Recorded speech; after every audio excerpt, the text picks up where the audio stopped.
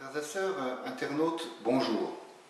Aujourd'hui, dans l'évangile de Saint Jean, Jésus nous dit bien des choses étranges et dures en s'adressant aux Juifs. Mais n'oublions pas que cette parole s'adresse aussi à nous. L'évangile est toujours pour nous aussi. Il leur dit, vous n'avez pas en vous l'amour de Dieu. Il leur dit, vous ne voulez pas venir à moi pour avoir la vie.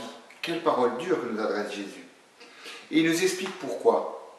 Parce que Jésus, lui, il y a deux choses qui lui rendent témoignage.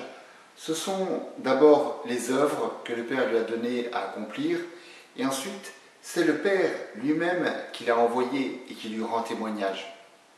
Oui, frères et sœurs, comme nous dit Jésus, il n'a pas besoin d'autres témoignages. Il n'a pas besoin qu'un homme témoigne à sa place. Et face à ce témoignage du Père et des œuvres, eh bien, ces Juifs refusent toujours de croire en lui. Et nous, peut-être aussi, nous refusons d'adhérer pleinement à la personne du Christ. Il y a encore quelque chose de plus étrange que nous dit Jésus aujourd'hui dans l'Évangile. Écoutez-le.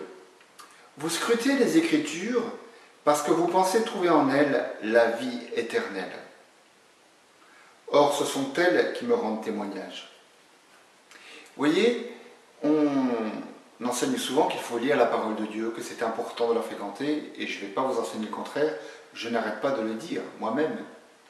Mais attention, les Écritures, il ne suffit pas de les scruter, je dirais, il ne suffit pas de les scruter seuls. Les Écritures, c'est la parole de Dieu pour nous, la parole vivante de Dieu. Et pour passer des Écritures à la parole vivante de Dieu, eh bien, il faut lire ces Écritures sous le souffle de l'Esprit Saint.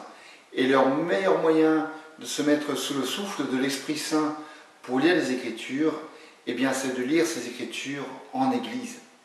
C'est d'écouter ce que nous disent les saints qui ont déjà lu et étudié ces paroles de Dieu avant nous, ce que nous disent les pères de l'Église, ce que nous dit l'enseignement de l'Église à travers le magistère et les théologiens. Vous voyez, on ne peut pas se contenter de s'affronter seul à l'Écriture, à la parole, parce que l'Écriture, encore une fois, ça reste une lettre morte si elle ne devient pas parole de Dieu, c'est-à-dire parole vivante pour nous, c'est-à-dire une parole qui sort de la bouche de Dieu, qui s'adresse à nous aujourd'hui avec le souffle de l'Esprit Saint, parce que l'Écriture, elle est inspirée par l'Esprit Saint, et nous ne pouvons la lire qu'avec son aide.